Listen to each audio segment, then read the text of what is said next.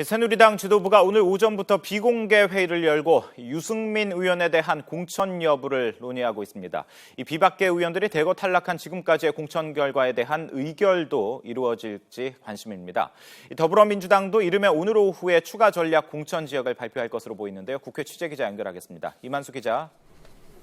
네, 국회입니다.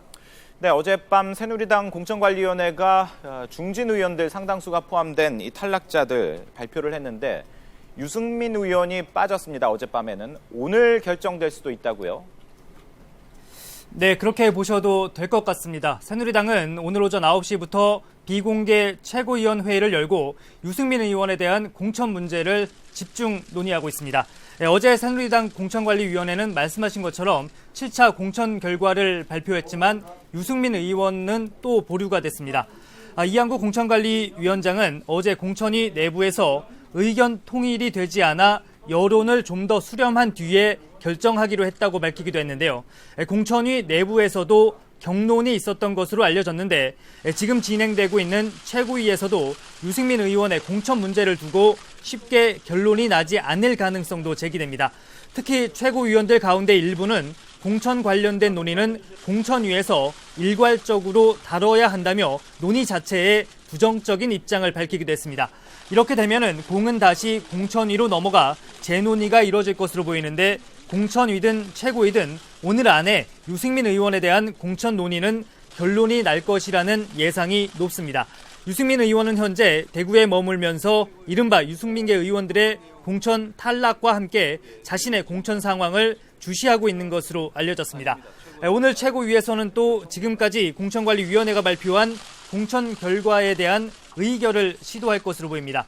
특히 지금까지 공천에서 탈락한 5선의 이재호 의원과 3선의 주호영 의원 등을 포함한 비박계 주요 인사들에 대한 공천 결과를 최고위가 추인할지도 관심입니다. 당초 오늘 회의는 이재호 의원과 황우여 의원 등이 참석하는 최고위원 중진연석회의였지만 어제 급히 비공개 최고위원회의를 열기로 변경이 됐습니다. 네, 이번에는 야당 상황 알아보겠습니다. 더민주가 일부 전략 지역을 오늘 중에 발표할 예정이라고요? 예, 그렇습니다. 더불어민주당 역시 오늘 오후 2시 반에 비공개 비상대책위원회의를 열고 일부 전략 지역에 대한 후보자를 발표할 것으로 보입니다. 특히 공천에서 탈락한 뒤 무소속 출마를 밝힌 이해찬 전 국무총리의 지역구인 세종시에도 후보자를 낼지가 가장 큰 관심입니다. 당내에서도 세종시에 후보를 내야 한다는 입장과 좀 더 면밀한 검토가 필요하다는 주장이 맞서고 있어 후보 발표 여부가 주목됩니다.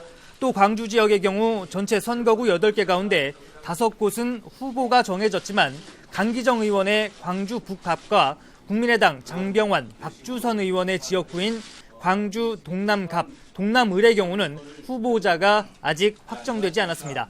더민주는 오늘 밤 11시에는 추미애 의원의 서울 광진을과 이석현 의원의 경기 동안갑 등 9개 지역에 대한 2차 경선 결과도 발표합니다. 이와 함께 더불어민주당 공천재심위원회는 공천에서 탈락한 3선의 전병헌, 초선의 부좌현 의원에 대한 재심 신청을 기각했는데 이들 두 의원에 대한 공천 탈락이 최종 확정이 됐습니다. 이런 가운데 더민주에서 공천 고배를 마신 정호준 의원이 오늘 오전 기자회견을 열고 국민의당에 입당할 예정입니다.